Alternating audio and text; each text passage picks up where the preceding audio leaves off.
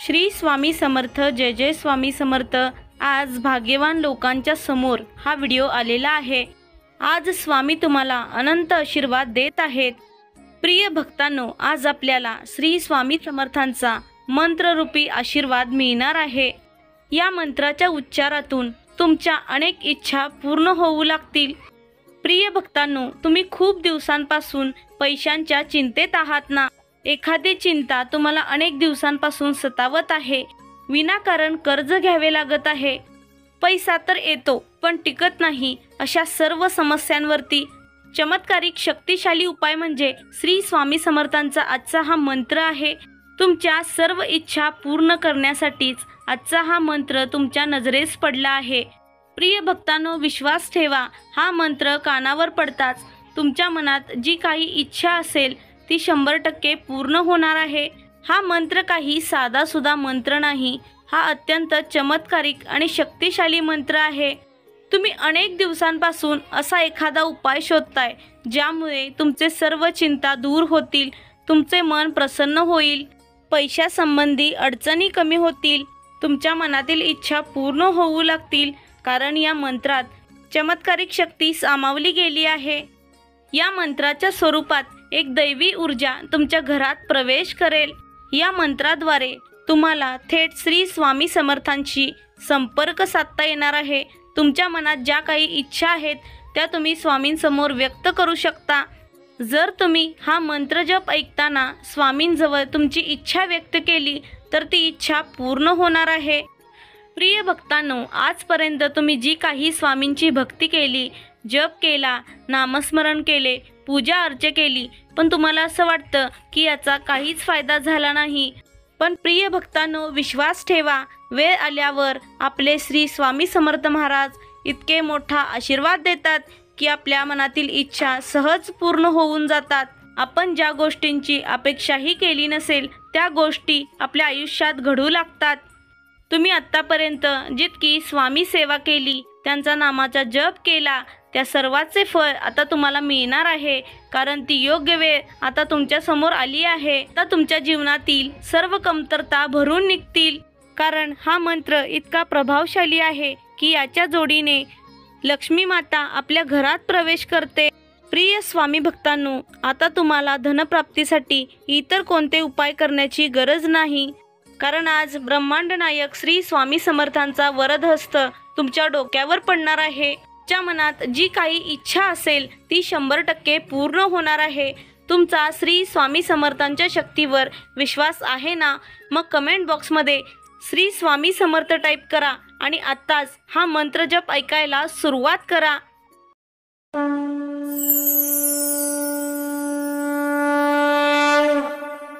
ओम श्री चैतन्य स्वरूपाय स्वामी समर्थाय नमः। ओम श्री चैतन्य स्वरूपाय स्वामी समर्थाय नमः। ओम श्री चैतन्य स्वरूपाय स्वामी समर्थाय नमः। ओम श्री चैतन्य स्वरूपाय स्वामी समर्थाय नमः। ओम श्री चैतन्य स्वरूपाय स्वामी समर्थाय नमः। ओम श्री चैतन्य स्वरूपाय स्वामी समर्थाय नमः। ओम श्री चैतन्य स्वरूपाय स्वामी समर्थाय नमः। ओम श्री चैतन्य स्वरूपाय स्वामी समर्थाय नमः। ओम श्री चैतन्य स्वरूपाय स्वामी समर्थाय नमः।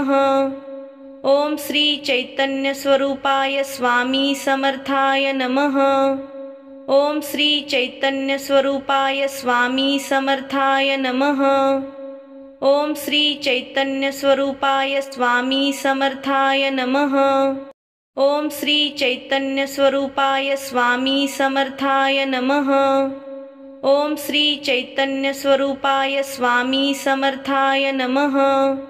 ओम श्री चैतन्य स्वरूपाय स्वामी समर्थाय नमः। ओम श्री चैतन्य स्वरूपाय स्वामी समर्थाय नमः। ओम श्री चैतन्य स्वरूपाय स्वामी समर्थाय नमः। ओम श्री चैतन्य स्वरूपाय स्वामी समर्थाय नमः। ओम श्री चैतन्य स्वरूपाय स्वामी समर्थाय नमः। ओम श्री चैतन्य स्वरूपाय स्वामी समर्थाय नमः। ओम श्री चैतन्य स्वरूपाय स्वामी समर्थाय नमः। ओम श्री चैतन्य स्वरूपाय स्वामी समर्थाय नमः। ओम श्री चैतन्य स्वरूपाय स्वामी समर्थाय नमः। ओम श्री चैतन्य स्वरूपाय स्वामी समर्थाय नमः। ओम श्री चैतन्य स्वरूपाय स्वामी समर्थाय नमः। ओम श्री चैतन्य स्वरूपाय स्वामी समर्थाय नमः।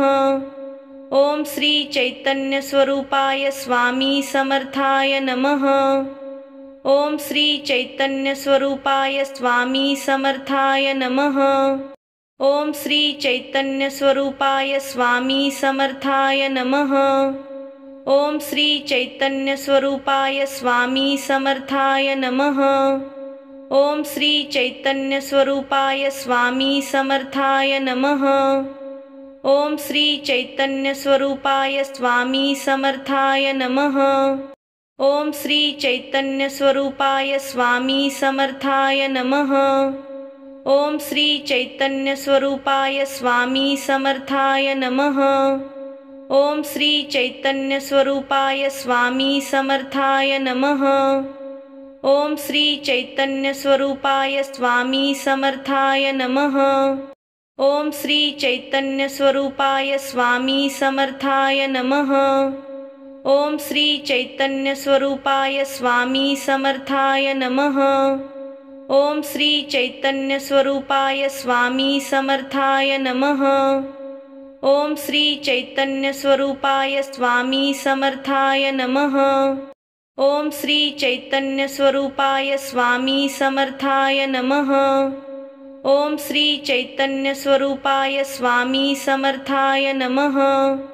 ओम श्री चैतन्य स्वरूपाय स्वामी समर्थाय नमः। ओम श्री चैतन्य स्वरूपाय स्वामी समर्थाय नमः। ओम श्री चैतन्य स्वरूपाय स्वामी समर्थाय नमः। ओम श्री चैतन्य स्वरूपाय स्वामी समर्थाय नमः। ओम श्री चैतन्य स्वरूपाय स्वामी समर्थाय नमः। ओम श्री चैतन्य स्वरूपाय स्वामी समर्थाय नमः। ओम श्री चैतन्य स्वरूपाय स्वामी समर्थाय नमः। ओम श्री चैतन्य स्वरूपाय स्वामी समर्थाय नमः। ओम श्री चैतन्य स्वरूपाय स्वामी समर्थाय नमः। ओम श्री चैतन्य स्वरूपाय स्वामी समर्थाय नमः। ओम श्री चैतन्य स्वरूपाय स्वामी समर्थाय नमः। ओम श्री चैतन्य स्वरूपाय स्वामी समर्थाय नमः। ओम श्री चैतन्य स्वरूपाय स्वामी समर्थाय नमः। ओम श्री चैतन्य स्वरूपाय स्वामी समर्थाय नमः। ओम श्री चैतन्य स्वरूपाय स्वामी समर्थाय नमः। ओम श्री चैतन्य स्वरूपाय स्वामी समर्थाय नमः। ओम श्री चैतन्य स्वरूपाय स्वामी समर्थाय नमः। ओम श्री चैतन्य स्वरूपाय स्वामी समर्थाय नमः। ओम श्री चैतन्य स्वरूपाय स्वामी समर्थाय नमः। ओम श्री चैतन्य स्वरूपाय स्वामी समर्थाय नमः। ओम श्री चैतन्य स्वरूपाय स्वामी समर्थाय नमः। ओम श्री चैतन्य स्वरूपाय स्वामी समर्थाय नमः। ओम श्री चैतन्य स्वरूपाय स्वामी समर्थाय नमः। ओम श्री चैतन्य स्वरूपाय स्वामी समर्थाय नमः। ओम श्री चैतन्य स्वरूपाय स्वामी समर्थाय नमः। ओम श्री चैतन्य स्वरूपाय स्वामी समर्थाय नमः। ओम श्री चैतन्य स्वरूपाय स्वामी समर्थाय नमः। ओम श्री चैतन्य स्वरूपाय स्वामी समर्थाय नमः। ओम श्री चैतन्य स्वरूपाय स्वामी समर्थाय नमः। ओम श्री चैतन्य स्वरूपाय स्वामी समर्थाय नमः। ओम श्री चैतन्य स्वरूपाय स्वामी समर्थाय नमः। ओम श्री चैतन्य स्वरूपाय स्वामी समर्थाय नमः। ओम श्री चैतन्य स्वरूपाय स्वामी समर्थाय नमः। ओम श्री चैतन्य स्वरूपाय स्वामी समर्थाय नमः। ओम श्री चैतन्य स्वरूपाय स्वामी समर्थाय नमः। ओम श्री चैतन्य स्वरूपाय स्वामी समर्थाय नमः। ओम श्री चैतन्य स्वरूपाय स्वामी समर्थाय नमः। ओम श्री चैतन्य स्वरूपाय स्वामी समर्थाय नमः। ओम श्री चैतन्य स्वरूपाय स्वामी समर्थाय नमः। ओम श्री चैतन्य स्वरूपाय स्वामी समर्थाय नमः। ओम श्री चैतन्य स्वरूपाय स्वामी समर्थाय नमः। ओम श्री चैतन्य स्वरूपाय स्वामी समर्थाय नमः। ओम श्री चैतन्य स्वरूपाय स्वामी समर्थाय नमः। ओम श्री चैतन्य स्वरूपाय स्वामी समर्थाय नमः। ओम श्री चैतन्य स्वरूपाय स्वामी समर्थाय नमः। ओम श्री चैतन्य स्वरूपाय स्वामी समर्थाय नमः। ओम श्री चैतन्य स्वरूपाय स्वामी समर्थाय नमः। ओम श्री चैतन्य स्वरूपाय स्वामी समर्थाय नमः। ओम श्री चैतन्य स्वरूपाय स्वामी समर्थाय नमः। ओम श्री चैतन्य स्वरूपाय स्वामी समर्थाय नमः। ओम श्री चैतन्य स्वरूपाय स्वामी समर्थाय नमः। ओम श्री चैतन्य स्वरूपाय स्वामी समर्थाय नमः। ओम श्री चैतन्य स्वरूपाय स्वामी समर्थाय नमः। ओम श्री चैतन्य स्वरूपाय स्वामी समर्थाय नमः। ओम श्री चैतन्य स्वरूपाय स्वामी समर्थाय नमः। ओम श्री चैतन्य स्वरूपाय स्वामी समर्थाय नमः। ओम श्री चैतन्य स्वरूपाय स्वामी समर्थाय नमः। ओम श्री चैतन्य स्वरूपाय स्वामी समर्थाय नमः। ओम श्री चैतन्य स्वरूपाय स्वामी समर्थाय नमः।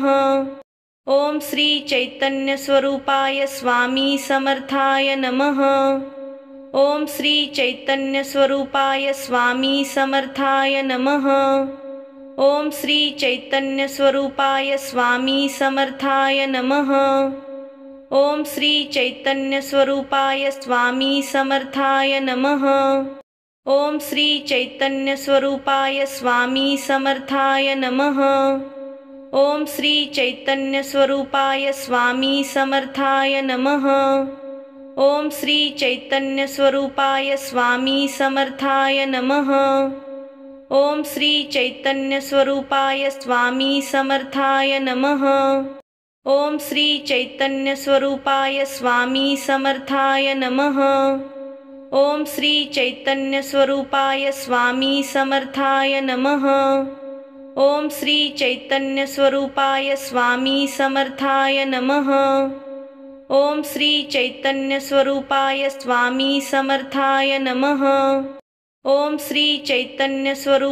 स्वामी समर्थाय नमः। ओम श्री चैतन्य स्वरूपाय स्वामी समर्थाय नमः। ओम श्री चैतन्य स्वरूपाय स्वामी समर्थाय नमः। ओम श्री चैतन्य स्वरूपाय स्वामी समर्थाय नमः। ओम श्री चैतन्य स्वरूपाय स्वामी समर्थाय नमः। ओम श्री चैतन्य स्वरूपाय स्वामी समर्थाय नमः। ओम श्री चैतन्य स्वरूपाय स्वामी समर्थाय नमः। ओम श्री चैतन्य स्वरूपाय स्वामी समर्थाय नमः। ओम श्री चैतन्य स्वरूपाय स्वामी समर्थाय नमः। ओम श्री चैतन्य स्वरूपाय स्वामी समर्थाय नमः। ओम श्री चैतन्य स्वरूपाय स्वामी समर्थाय नमः। ओम श्री चैतन्य स्वरूपाय स्वामी समर्थाय नमः। ओम श्री चैतन्य स्वरूपाय स्वामी समर्थाय नमः। ओम श्री चैतन्य स्वरूपाय स्वामी समर्थाय नमः।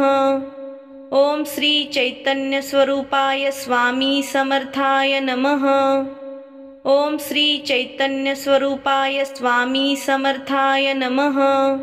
ओम श्री चैतन्य स्वरूपाय स्वामी समर्थाय नमः। ओम श्री चैतन्य स्वरूपाय स्वामी समर्थाय नमः। ओम श्री चैतन्य स्वरूपाय स्वामी समर्थाय नमः। ओम श्री चैतन्य स्वरूपाय स्वामी समर्थाय नमः। ओम श्री चैतन्य स्वरूपाय स्वामी समर्थाय नमः। ओम श्री चैतन्य स्वरूपाय स्वामी समर्थाय नमः। ओम श्री चैतन्य स्वरूपाय स्वामी समर्थाय नमः। ओम श्री चैतन्य स्वरूपाय स्वामी समर्थाय नमः। ओम श्री चैतन्य स्वरूपाय स्वामी समर्थाय नमः। ओम श्री चैतन्य स्वरूपाय स्वामी समर्थाय नमः। ओम श्री चैतन्य स्वरूपाय स्वामी समर्थाय नमः। ओम श्री चैतन्य स्वरूपाय स्वामी समर्थाय नमः। ओम श्री चैतन्य स्वरूपाय स्वामी समर्थाय नमः। ओम श्री चैतन्य स्वरूपाय स्वामी समर्थाय नमः। ओम श्री चैतन्य स्वरूपाय स्वामी समर्थाय नमः। ओम श्री चैतन्य स्वरूपाय स्वामी समर्थाय नमः। ओम श्री चैतन्य स्वरूपाय स्वामी समर्थाय नमः। ओम श्री चैतन्य स्वरूपाय स्वामी समर्थाय नमः। ओम श्री चैतन्य स्वरूपाय स्वामी समर्थाय नमः। ओम श्री चैतन्य स्वरूपाय स्वामी समर्थाय नमः। ओम श्री चैतन्य स्वरूपाय स्वामी समर्थाय नमः। ओम श्री चैतन्य स्वरूपाय स्वामी समर्थाय नमः। ओम श्री चैतन्य स्वरूपाय स्वामी समर्थाय नमः। ओम श्री चैतन्य स्वरूपाय स्वामी समर्थाय नमः। ओम श्री चैतन्य स्वरूपाय स्वामी समर्थाय नमः। ओम श्री चैतन्य स्वरूपाय स्वामी समर्थाय नमः। ओम श्री चैतन्य स्वरूपाय स्वामी समर्थाय नमः। ओम श्री चैतन्य स्वरूपाय स्वामी समर्थाय नमः। ओम श्री चैतन्य स्वरूपाय स्वामी समर्थाय नमः। ओम श्री चैतन्य स्वरूपाय स्वामी समर्थाय नमः। ओम श्री चैतन्य स्वरूपाय स्वामी समर्थाय नमः। ओम श्री चैतन्य स्वरूपाय स्वामी समर्थाय नमः। ओम श्री चैतन्य स्वरूपाय स्वामी समर्थाय नमः। ओम श्री चैतन्य स्वरूपाय स्वामी समर्थाय नमः। ओम श्री चैतन्य स्वरूपाय स्वामी समर्थाय नमः। ओम श्री चैतन्य स्वरूपाय स्वामी समर्थाय नमः। ओम श्री चैतन्य स्वरूपाय स्वामी समर्थाय नमः। ओम श्री चैतन्य स्वरूपाय स्वामी समर्थाय नमः। ओम श्री चैतन्य स्वरूपाय स्वामी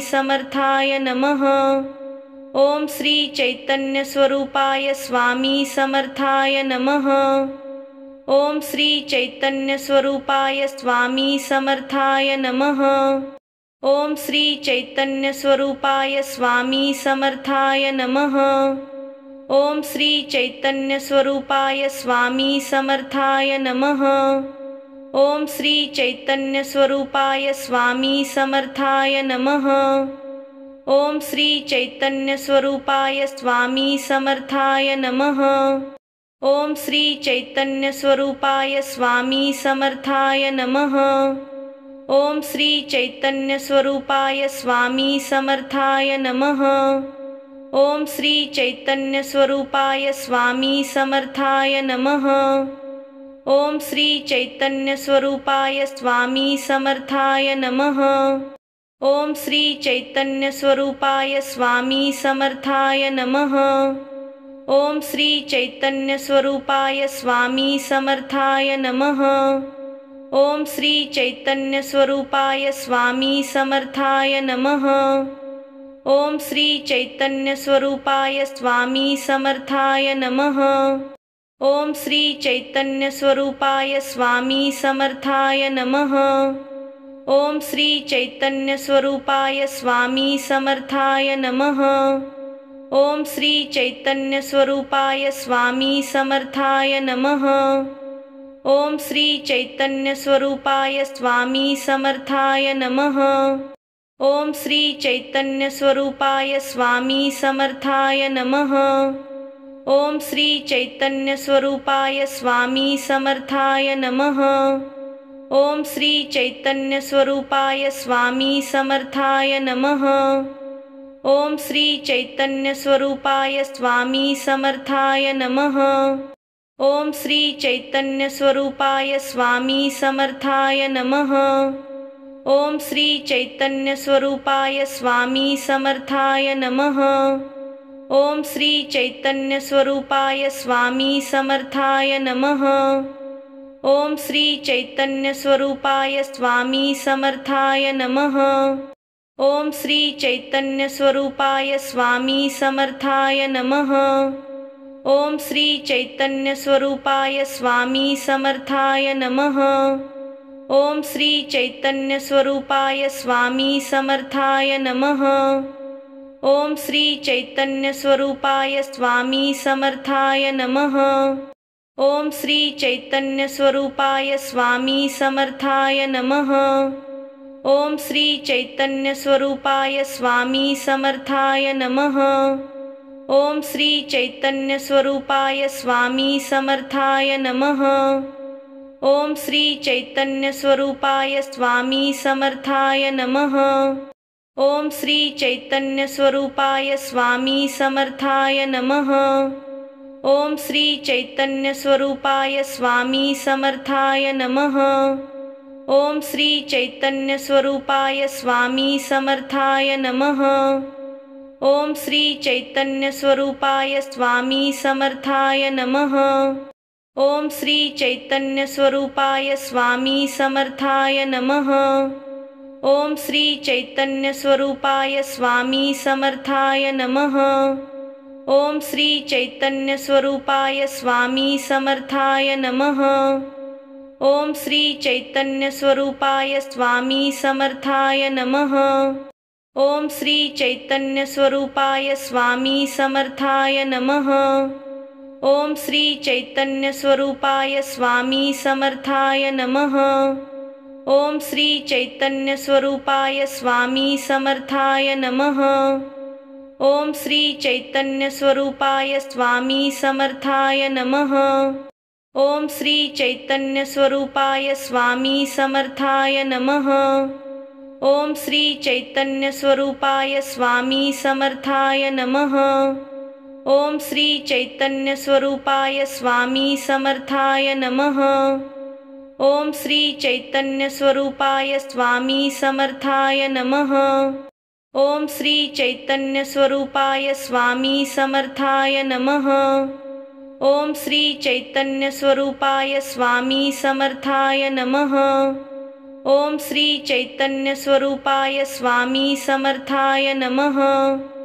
ओम श्री चैतन्य स्वरूपाय स्वामी समर्थाय नमः। ओम श्री चैतन्य स्वरूपाय स्वामी समर्थाय नमः। ओम श्री चैतन्य स्वरूपाय स्वामी समर्थाय नमः। ओम श्री चैतन्य स्वरूपाय स्वामी समर्थाय नमः। ओम श्री चैतन्य स्वरूपाय स्वामी समर्थाय नमः। ओम श्री चैतन्य स्वरूपाय स्वामी समर्थाय नमः। ओम श्री चैतन्य स्वरूपाय स्वामी समर्थाय नमः। ओम श्री चैतन्य स्वरूपाय स्वामी समर्थाय नमः। ओम श्री चैतन्य स्वरूपाय स्वामी समर्थाय नमः। ओम श्री चैतन्य स्वरूपाय स्वामी समर्थाय नमः। ओम श्री चैतन्य स्वरूपाय स्वामी समर्थाय नमः। ओम श्री चैतन्य स्वरूपाय स्वामी समर्थाय नमः। ओम श्री चैतन्य स्वरूपाय स्वामी समर्थाय नमः। ओम श्री चैतन्य स्वरूपाय स्वामी समर्थाय नमः। ओम श्री चैतन्य स्वरूपाय स्वामी समर्थाय नमः। ओम श्री चैतन्य स्वरूपाय स्वामी समर्थाय नमः। ओम श्री चैतन्य स्वरूपाय स्वामी समर्थाय नमः। ओम श्री चैतन्य स्वरूपाय स्वामी समर्थाय नमः। ओम श्री चैतन्य स्वरूपाय स्वामी समर्थाय नमः। ओम श्री चैतन्य स्वरूपाय स्वामी समर्थाय नमः।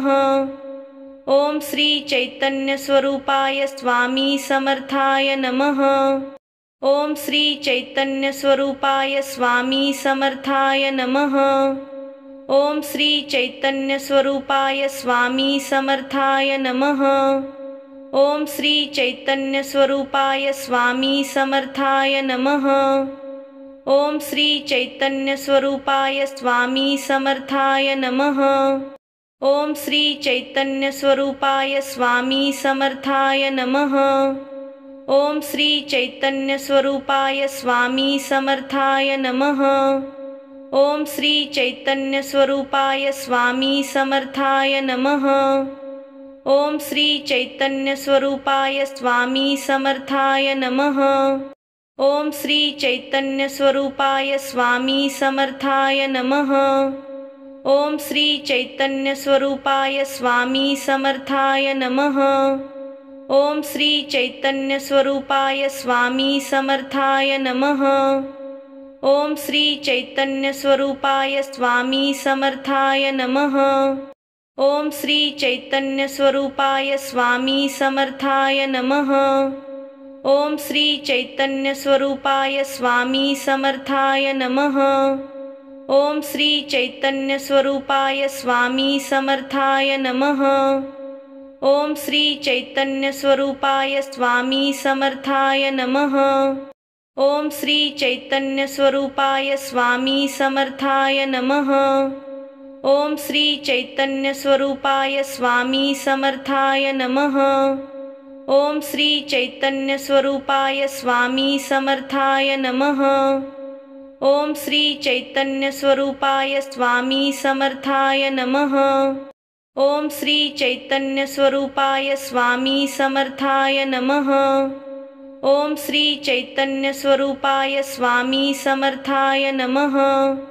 ओम श्री चैतन्य स्वरूपाय स्वामी समर्थाय नमः। ओम श्री चैतन्य स्वरूपाय स्वामी समर्थाय नमः। ओम श्री चैतन्य स्वरूपाय स्वामी समर्थाय नमः। ओम श्री चैतन्य स्वरूपाय स्वामी समर्थाय नमः। ओम श्री चैतन्य स्वरूपाय स्वामी समर्थाय नमः। ओम श्री चैतन्य स्वरूपाय स्वामी समर्थाय नमः। ओम श्री चैतन्य स्वरूपाय स्वामी समर्थाय नमः। ओम श्री चैतन्य स्वरूपाय स्वामी समर्थाय नमः। ओम श्री चैतन्य स्वरूपाय स्वामी समर्थाय नमः। ओम श्री चैतन्य स्वरूपाय स्वामी समर्थाय नमः। ओम श्री चैतन्य स्वरूपाय स्वामी समर्थाय नमः। ओम श्री चैतन्य स्वरूपाय स्वामी समर्थाय नमः। ओम श्री चैतन्य स्वरूपाय स्वामी समर्थाय नमः। ओम श्री चैतन्य स्वरूपाय स्वामी समर्थाय नमः। ओम श्री चैतन्य स्वरूपाय स्वामी समर्थाय नमः। ओम श्री चैतन्य स्वरूपाय स्वामी समर्थाय नमः। ओम श्री चैतन्य स्वरूपाय स्वामी समर्थाय नमः। ओम श्री चैतन्य स्वरूपाय स्वामी समर्थाय नमः। ओम श्री चैतन्य स्वरूपाय स्वामी समर्थाय नमः। ओम श्री चैतन्य स्वरूपाय स्वामी समर्थाय नमः। ओम श्री चैतन्य स्वरूपाय स्वामी समर्थाय नमः। ओम श्री चैतन्य स्वरूपाय स्वामी समर्थाय नमः। ओम श्री चैतन्य स्वरूपाय स्वामी समर्थाय नमः। ओम श्री चैतन्य स्वरूपाय स्वामी समर्थाय नमः। ओम श्री चैतन्य स्वरूपाय स्वामी समर्थाय नमः। ओम श्री चैतन्य स्वरूपाय स्वामी समर्थाय नमः। ओम श्री चैतन्य स्वरूपाय स्वामी समर्थाय नमः। ओम श्री चैतन्य स्वरूपाय स्वामी समर्थाय नमः। ओम श्री चैतन्य स्वरूपाय स्वामी समर्थाय नमः। ओम श्री चैतन्य स्वरूपाय स्वामी समर्थाय नमः। ओम श्री चैतन्य स्वरूपाय स्वामी समर्थाय नमः। ओम श्री चैतन्य स्वरूपाय स्वामी समर्थाय नमः। ओम श्री चैतन्य स्वरूपाय स्वामी समर्थाय नमः। ओम श्री चैतन्य स्वरूपाय स्वामी समर्थाय नमः। ओम श्री चैतन्य स्वरूपाय स्वामी समर्थाय नमः। ओम श्री चैतन्य स्वरूपाय स्वामी समर्थाय नमः। ओम श्री चैतन्य स्वरूपाय स्वामी समर्थाय नमः। ओम श्री चैतन्य स्वरूपाय स्वामी समर्थाय नमः। ओम श्री चैतन्य स्वरूपाय स्वामी समर्थाय नमः। ओम श्री चैतन्य स्वरूपाय स्वामी समर्थाय नमः। ओम श्री चैतन्य स्वरूपाय स्वामी समर्थाय नमः।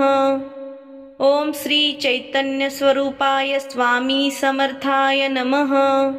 ओम श्री चैतन्य स्वरूपाय स्वामी समर्थाय नमः।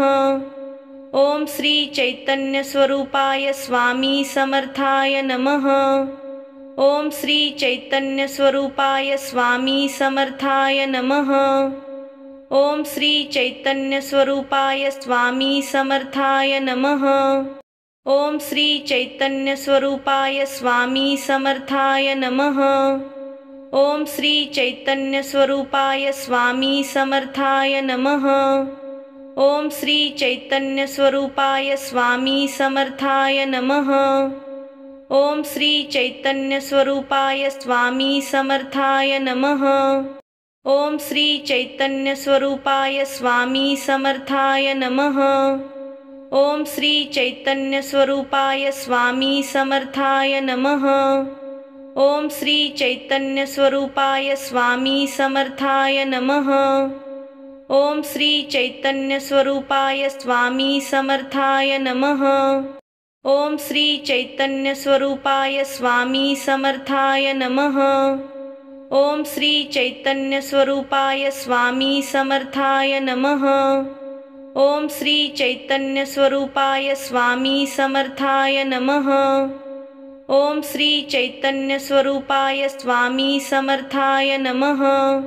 ओम श्री चैतन्य स्वरूपाय स्वामी समर्थाय नमः। ओम श्री चैतन्य स्वरूपाय स्वामी समर्थाय नमः। ओम श्री चैतन्य स्वरूपाय स्वामी समर्थाय नमः। ओम श्री चैतन्य स्वरूपाय स्वामी समर्थाय नमः। ओम श्री चैतन्य स्वरूपाय स्वामी समर्थाय नमः। ओम श्री चैतन्य स्वरूपाय स्वामी समर्थाय नमः। ओम श्री चैतन्य स्वरूपाय स्वामी समर्थाय नमः। ओम श्री चैतन्य स्वरूपाय स्वामी समर्थाय नमः। ओम श्री चैतन्य स्वरूपाय स्वामी समर्थाय नमः। ओम श्री चैतन्य स्वरूपाय स्वामी समर्थाय नमः। ओम श्री चैतन्य स्वरूपाय स्वामी समर्थाय नमः। ओम श्री चैतन्य स्वरूपाय स्वामी समर्थाय नमः। ओम श्री चैतन्य स्वरूपाय स्वामी समर्थाय नमः। ओम श्री चैतन्य स्वरूपाय स्वामी समर्थाय नमः। ओम श्री चैतन्य स्वरूपाय स्वामी समर्थाय नमः। ओम श्री चैतन्य स्वरूपाय स्वामी समर्थाय नमः। ओम श्री चैतन्य स्वरूपाय स्वामी समर्थाय नमः। ओम श्री चैतन्य स्वरूपाय स्वामी समर्थाय नमः। ओम श्री चैतन्य स्वरूपाय स्वामी समर्थाय नमः। ओम श्री चैतन्य स्वरूपाय स्वामी समर्थाय नमः। ओम श्री चैतन्य स्वरूपाय स्वामी समर्थाय नमः। ओम श्री चैतन्य स्वरूपाय स्वामी समर्थाय नमः। ओम श्री चैतन्य स्वरूपाय स्वामी समर्थाय नमः। ओम श्री चैतन्य स्वरूपाय स्वामी समर्थाय नमः। ओम श्री चैतन्य स्वरूपाय स्वामी समर्थाय नमः। ओम श्री चैतन्य स्वरूपाय स्वामी समर्थाय नमः। ओम श्री चैतन्य स्वरूपाय स्वामी समर्थाय नमः। ओम श्री चैतन्य स्वरूपाय स्वामी समर्थाय नमः। ओम श्री चैतन्य स्वरूपाय स्वामी समर्थाय नमः। ओम श्री चैतन्य स्वरूपाय स्वामी समर्थाय नमः। ओम श्री चैतन्य स्वरूपाय स्वामी समर्थाय नमः। ओम श्री चैतन्य स्वरूपाय स्वामी समर्थाय नमः। ओम श्री चैतन्य स्वरूपाय स्वामी समर्थाय नमः। ओम श्री चैतन्य स्वरूपाय स्वामी समर्थाय नमः। ओम श्री चैतन्य स्वरूपाय स्वामी समर्थाय नमः। ओम श्री चैतन्य स्वरूपाय स्वामी समर्थाय नमः। ओम श्री चैतन्य स्वरूपाय स्वामी समर्थाय नमः। ओम श्री चैतन्य स्वरूपाय स्वामी समर्थाय नमः। ओम श्री चैतन्य स्वरूपाय स्वामी समर्थाय नमः। ओम श्री चैतन्य स्वरूपाय स्वामी समर्थाय नमः।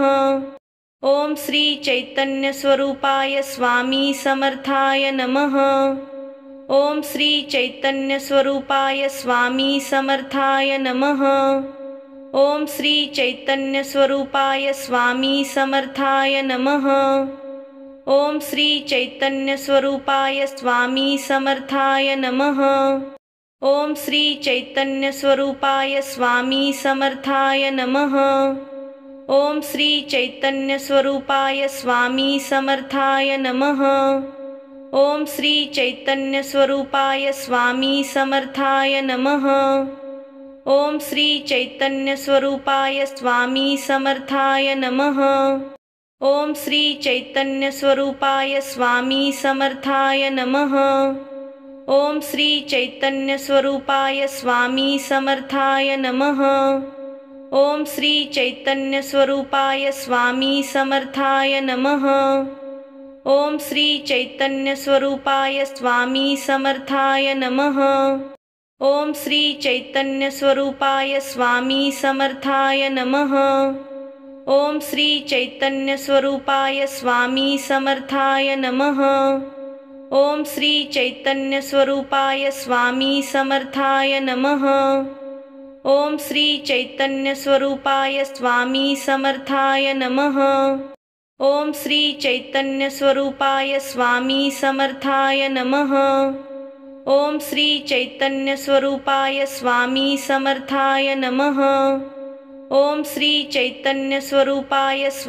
समर्थाय नमः। ओम श्री चैतन्य स्वरूपाय स्वामी समर्थाय नमः। ओम श्री चैतन्य स्वरूपाय स्वामी समर्थाय नमः। ओम श्री चैतन्य स्वरूपाय स्वामी समर्थाय नमः। ओम श्री चैतन्य स्वरूपाय स्वामी समर्थाय नमः। ओम श्री चैतन्य स्वरूपाय स्वामी समर्थाय नमः।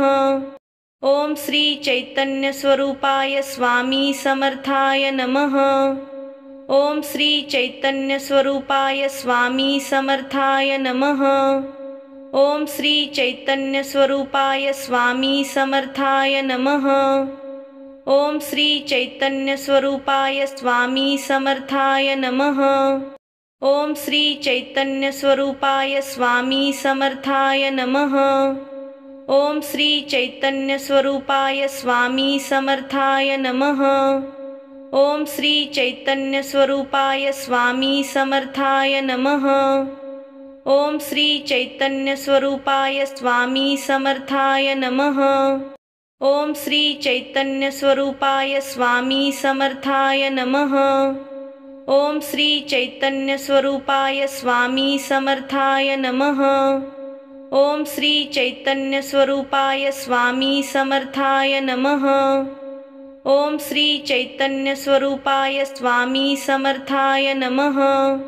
ओम श्री चैतन्य स्वरूपाय स्वामी समर्थाय नमः। ओम श्री चैतन्य स्वरूपाय स्वामी समर्थाय नमः। ओम श्री चैतन्य स्वरूपाय स्वामी समर्थाय नमः। ओम श्री चैतन्य स्वरूपाय स्वामी समर्थाय नमः। ओम श्री चैतन्य स्वरूपाय स्वामी समर्थाय नमः। ओम श्री चैतन्य स्वरूपाय स्वामी समर्थाय नमः। ओम श्री चैतन्य स्वरूपाय स्वामी समर्थाय नमः। ओम श्री चैतन्य स्वरूपाय स्वामी समर्थाय नमः। ओम श्री चैतन्य स्वरूपाय स्वामी समर्थाय नमः। ओम श्री चैतन्य स्वरूपाय स्वामी समर्थाय नमः। ओम श्री चैतन्य स्वरूपाय स्वामी समर्थाय नमः। ओम श्री चैतन्य स्वरूपाय स्वामी समर्थाय नमः। ओम श्री चैतन्य स्वरूपाय स्वामी समर्थाय नमः। ओम श्री चैतन्य स्वरूपाय स्वामी समर्थाय नमः। ओम श्री चैतन्य स्वरूपाय स्वामी समर्थाय नमः। ओम श्री चैतन्य स्वरूपाय स्वामी समर्थाय नमः। ओम श्री चैतन्य स्वरूपाय स्वामी समर्थाय नमः। ओम श्री चैतन्य स्वरूपाय स्वामी समर्थाय नमः। ओम श्री चैतन्य स्वरूपाय स्वामी समर्थाय नमः। ओम श्री चैतन्य स्वरूपाय स्वामी समर्थाय नमः। ओम श्री चैतन्य स्वरूपाय स्वामी समर्थाय नमः। ओम श्री चैतन्य स्वरूपाय स्वामी समर्थाय नमः। ओम श्री चैतन्य स्वरूपाय स्वामी समर्थाय नमः। ओम श्री चैतन्य स्वरूपाय स्वामी समर्थाय नमः। ओम श्री चैतन्य स्वरूपाय स्वामी समर्थाय नमः। ओम श्री चैतन्य स्वरूपाय स्वामी समर्थाय नमः। ओम श्री चैतन्य स्वरूपाय स्वामी समर्थाय नमः। ओम श्री चैतन्य स्वरूपाय स्वामी समर्थाय नमः। ओम श्री चैतन्य स्वरूपाय स्वामी समर्थाय नमः। ओम श्री चैतन्य स्वरूपाय स्वामी समर्थाय नमः। ओम श्री चैतन्य स्वरूपाय स्वामी समर्थाय नमः। ओम श्री चैतन्य स्वरूपाय स्वामी समर्थाय नमः। ओम श्री चैतन्य स्वरूपाय स्वामी समर्थाय नमः। ओम श्री चैतन्य स्वरूपाय स्वामी समर्थाय नमः। ओम श्री चैतन्य स्वरूपाय स्वामी समर्थाय नमः। ओम श्री चैतन्य स्वरूपाय स्वामी समर्थाय नमः। ओम श्री चैतन्य स्वरूपाय स्वामी समर्थाय नमः। ओम श्री चैतन्य स्वरूपाय स्वामी समर्थाय नमः। ओम श्री चैतन्य स्वरूपाय स्वामी समर्थाय नमः। ओम श्री चैतन्य स्वरूपाय स्वामी समर्थाय नमः। ओम श्री चैतन्य स्वरूपाय स्वामी समर्थाय नमः। ओम श्री चैतन्य स्वरूपाय स्वामी समर्थाय नमः। ओम श्री चैतन्य स्वरूपाय स्वामी समर्थाय नमः। ओम श्री चैतन्य स्वरूपाय स्वामी समर्थाय नमः। ओम श्री चैतन्य स्वरूपाय स्वामी समर्थाय नमः। ओम श्री चैतन्य स्वरूपाय स्वामी समर्थाय नमः। ओम श्री चैतन्य स्वरूपाय स्वामी समर्थाय नमः। ओम श्री चैतन्य स्वरूपाय स्वामी समर्थाय नमः। ओम श्री चैतन्य स्वरूपाय स्वामी समर्थाय नमः। ओम श्री चैतन्य स्वरूपाय स्वामी समर्थाय नमः। ओम श्री चैतन्य स्वरूपाय स्वामी समर्थाय नमः। ओम श्री चैतन्य स्वरूपाय स्वामी समर्थाय नमः। ओम श्री चैतन्य स्वरूपाय स्वामी समर्थाय नमः। ओम श्री चैतन्य स्वरूपाय स्वामी समर्थाय नमः। ओम श्री चैतन्य स्वरूपाय स्वामी समर्थाय नमः। ओम श्री चैतन्य स्वरूपाय स्वामी समर्थाय नमः। ओम श्री चैतन्य स्वरूपाय स्वामी समर्थाय नमः। ओम श्री चैतन्य स्वरूपाय स्वामी समर्थाय नमः। ओम श्री चैतन्य स्वरूपाय स्वामी समर्थाय नमः। ओम श्री चैतन्य स्वरूपाय स्वामी समर्थाय नमः। ओम श्री चैतन्य स्वरूपाय स्वामी समर्थाय नमः। ओम श्री चैतन्य स्वरूपाय स्वामी समर्थाय नमः। ओम श्री चैतन्य स्वरूपाय स्वामी समर्थाय नमः।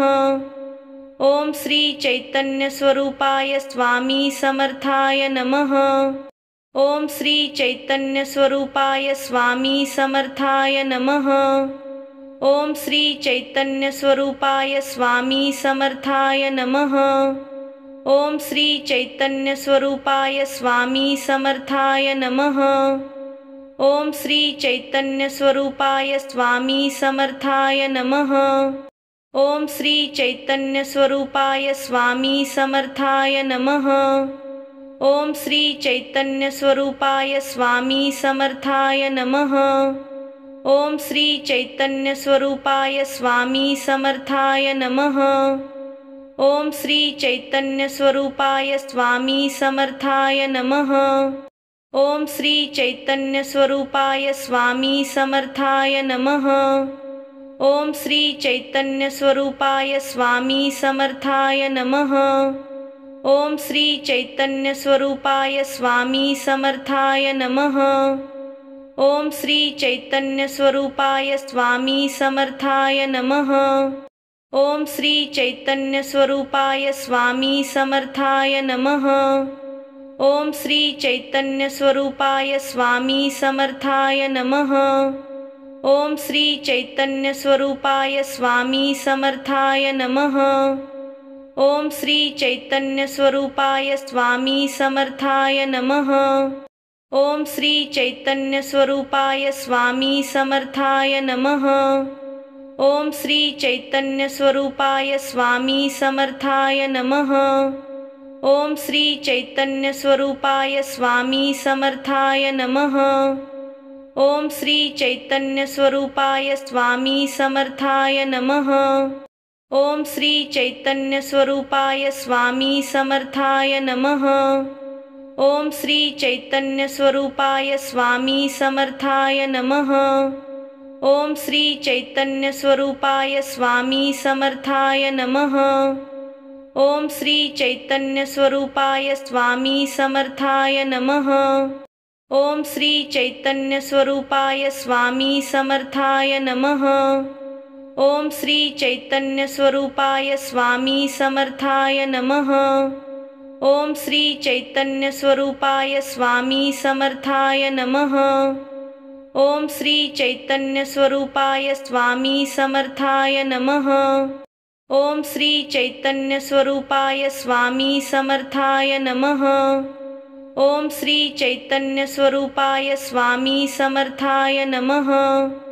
ओम श्री चैतन्य स्वरूपाय स्वामी समर्थाय नमः।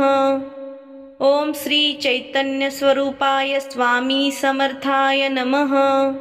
ओम श्री चैतन्य स्वरूपाय स्वामी समर्थाय नमः। ओम श्री चैतन्य स्वरूपाय स्वामी समर्थाय नमः। ओम श्री चैतन्य स्वरूपाय स्वामी समर्थाय नमः। ओम श्री चैतन्य स्वरूपाय स्वामी समर्थाय नमः। ओम श्री चैतन्य स्वरूपाय स्वामी समर्थाय नमः। ओम श्री चैतन्य स्वरूपाय स्वामी समर्थाय नमः। ओम श्री चैतन्य स्वरूपाय स्वामी समर्थाय नमः। ओम श्री चैतन्य स्वरूपाय स्वामी समर्थाय नमः। ओम श्री चैतन्य स्वरूपाय स्वामी समर्थाय नमः। ओम श्री चैतन्य स्वरूपाय स्वामी समर्थाय नमः। ओम श्री चैतन्य स्वरूपाय स्वामी समर्थाय नमः। ओम श्री चैतन्य स्वरूपाय स्वामी समर्थाय नमः। ओम श्री चैतन्य स्वरूपाय स्वामी समर्थाय नमः। ओम श्री चैतन्य स्वरूपाय स्वामी समर्थाय नमः। ओम श्री चैतन्य स्वरूपाय स्वामी समर्थाय नमः। ओम श्री चैतन्य स्वरूपाय स्वामी समर्थाय नमः।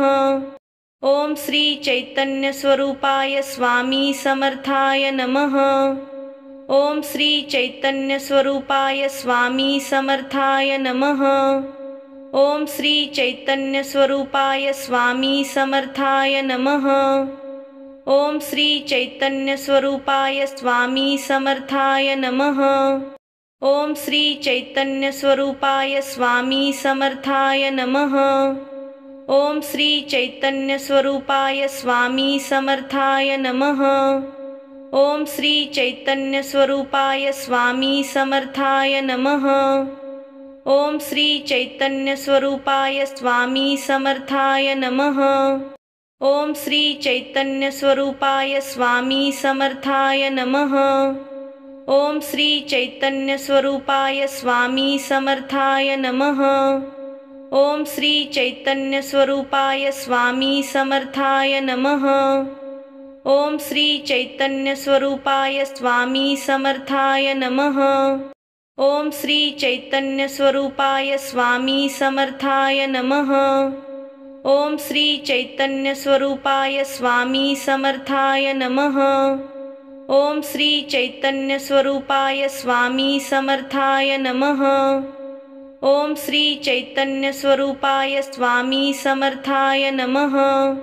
ओम श्री चैतन्य स्वरूपाय स्वामी समर्थाय नमः। ओम श्री चैतन्य स्वरूपाय स्वामी समर्थाय नमः। ओम श्री चैतन्य स्वरूपाय स्वामी समर्थाय नमः। ओम श्री चैतन्य स्वरूपाय स्वामी समर्थाय नमः। ओम श्री चैतन्य स्वरूपाय स्वामी समर्थाय नमः। ओम श्री चैतन्य स्वरूपाय स्वामी समर्थाय नमः। ओम श्री चैतन्य स्वरूपाय स्वामी समर्थाय नमः। ओम श्री चैतन्य स्वरूपाय स्वामी समर्थाय नमः।